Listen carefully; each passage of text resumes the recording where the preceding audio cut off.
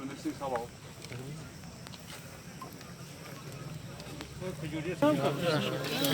तेरा दिमाग है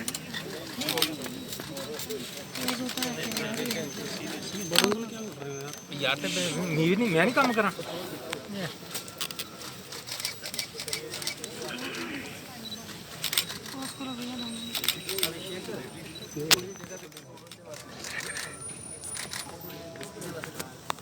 सर एक मिनट थोड़े बंदे इधर पे। एडवोकेट जनरल साहब भी आए हैं, सारे फार्मर प्रेसिडेंट्स आए हैं, पूरी जुडिशरी आ रही है, मीडिया ऑलमोस्ट 90% पहुंच चुका है।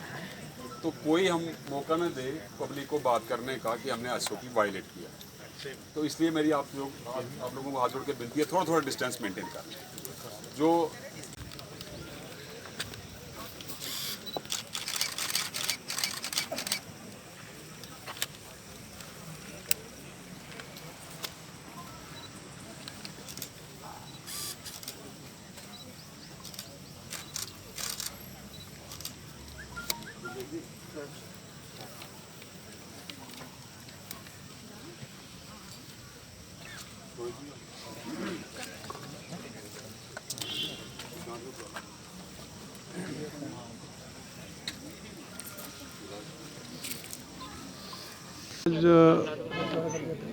इस दुख की घड़ी में हम सारे लोग अपने बहुत ही प्रिय मित्र साथी सीनियर एडवोकेट श्री सलाथिया साहब को श्रद्धांजलि देने के लिए हाजिर हुए हैं।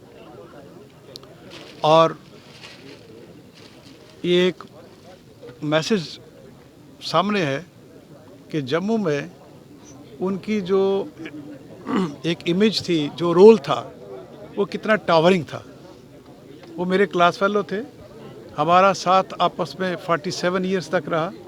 हमने 1972 में लॉ इकट्ठे किया और तब से लेकर वीरवार जब थर्सडे शाम को 4:15 बजे उन्होंने मुझसे लास्ट बात की और मुझे पता चला कि उसके बाद वही एक लास्ट बात थी।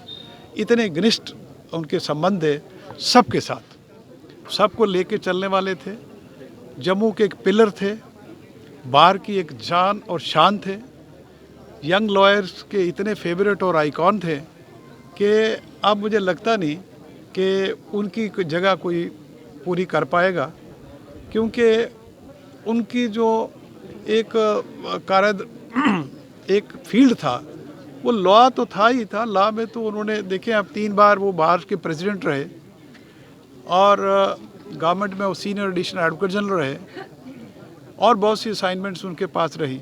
लेकिन फिर भी जम्मू का जब काज कोई होता था, पब्लिक का जो काज होता था, वो एकदम फोर फ्रंट में आते थे। फिर वो परवाह नहीं करते थे कि असाइनमेंट छोड़नी है, यही करना है। वो फोर फ्रंट में सबसे आगे रहते थे। बहुत सी ऑर्गेनाइजेशंस में उनका रोल रहा और बच्चों को उन्होंने बहुत अच्छे तरीके से ट्रेन किया। 2 बेटियां हैं उनकी, कैफ़ी है और मीनाक्षी हैं। मीनाक्षी लॉयर हैं, लंदन में पोस्ट ग्रेजुएशन कर रही हैं। उनके बेटे जो है बानू सलाथिया है, वो लॉयर है, हमारे साथ है। और एक लिगेसी जो है उन्होंने पीछे छोड़ी है। क्या वो गांव है, सिटी है? कल मुझे रेफरेंस पढ़ने से पहले इतने फ़ोन श्रीनगर से आए। ऑल टॉप लीडिंग लॉयर्स जितने थे श्रीनगर के, वो बार बार यही कह रहे थे कि कोविड की वजह से हम आ नहीं पाएंगे, लेकिन जहाँ कहीं श्रद्धांजलि का मौका मिले तो मैं आपके माध्यम से जो हमारे श्रीनगर बार के मेंबर्स हैं, सीनियर मेंबर्स हैं, उनकी तरफ से भी आपके माध्यम से इनको मैं श्रद्धांजलि जो है वो अर्पित करता हूँ। बहुत सी ऑर्गेनाइजेशन जो है सोसाइटी में जो इस कदर इनके साथ करीब जुड़ी हुई थी और जिनको इनके जाने का, अनटाइमली जाने का बहुत दुख है। फिर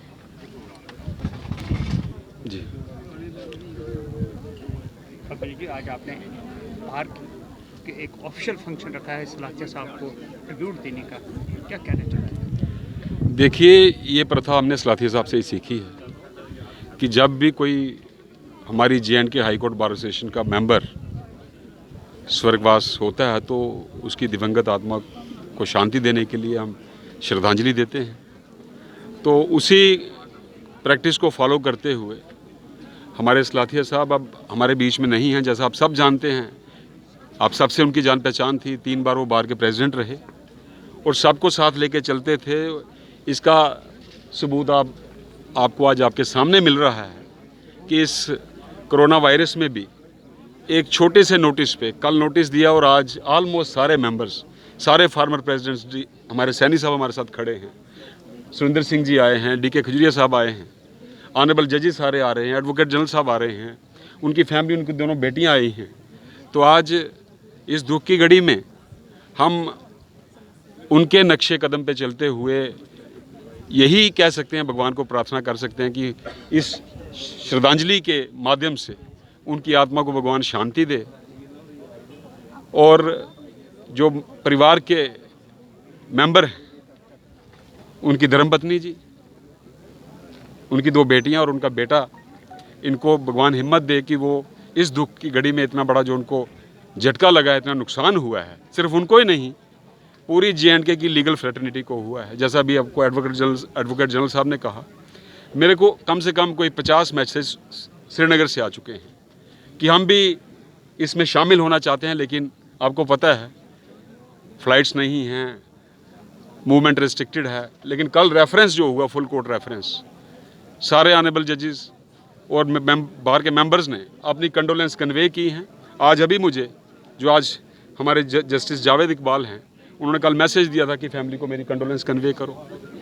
फिर बशीर अहमद बशीर साहब, अल्ताफ़ नायक साहब, मंजूर गनई साहब, लतीफ़ साहब, तो ये सलाथिया साहब का प्यार है जो लोग आज उनको श्रद्धांजलि, चाहे यहाँ पे नहीं हैं लेकिन यहाँ भी हैं, वो आज उनको अपने तरीके से श्रद्धांजलि अर्पित कर रहे हैं। तो आज इसी सिलसिले में सारे बार के मेंबर्स आए हैं। तो मैं भगवान को प्रार्थना करता हूँ कि उनकी आत्मा को शांति मिले और परिवार को इतनी हिम्मत मिले कि वो इस नुकसान को सह पाएँ।